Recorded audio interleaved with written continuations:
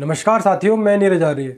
साथियों, मध्य प्रदेश के उज्जैन में कुछ झूठे भीमवादियों द्वारा सरदार वल्लभ भाई पटेल की मूर्ति पर ट्रैक्टर चढ़ाकर उसे तोड़ दिया गया।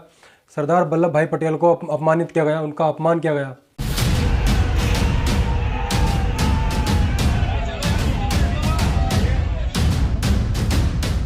ये उज्जैन के लोग हैं जो एक मूर्ति से इस कदर नाराज हैं कि इन्होंने कानून, हथियार, रॉड, फावड़ा जो मिला हाथ में ले लिया और हमला करने लगे। ये जिनकी मूर्ति को तोड़ रहे हैं, उस सरदार वल्लभ भाई पटेल को भारत को एक करने वाला लौह पुरुष माना जाता है।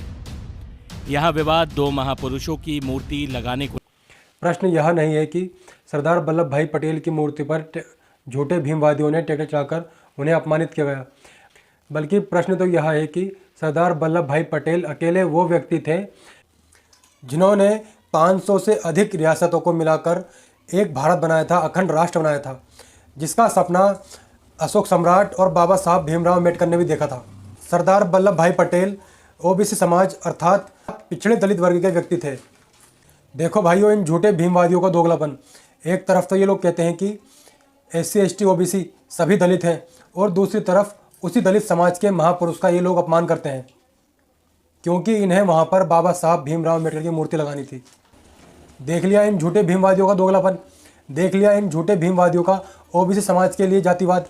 इनके मन में ओबीसी समाज के लोगों के लिए कितना जहर भरा हुआ है। एक सच्चा अम्बेडकरवादी यही कहेगा कि दोनों ही हमारे महापुरुष हैं, जबकि बाबा साहब भीमराव अम्बेडकर मूर्ति के खिलाफ थे। बाबा साहब भीमराव अम्बेडकर तो शिक्षा रूपी शेरनी का दूध पिलाना चाहते थे, पाखंड का पूरा विरोध करते थे, जबकि यही झूठे भीमवादी, झूठे अम्बेडकरवादी उन्हीं बाबा साहब की मूर्ति बनाकर उनकी पूजा करने लग गए। और इन झूठे भीमवादी नकली बुद्धिस्टों ने सरदार वल्लभ भाई पटेल का अपमान करके यह साबित कर दिया कि जब कोई दलित के ऊपर अत्याचार करता है तो यहाँ पर उसकी आवाज़ को नहीं उठाया जाता।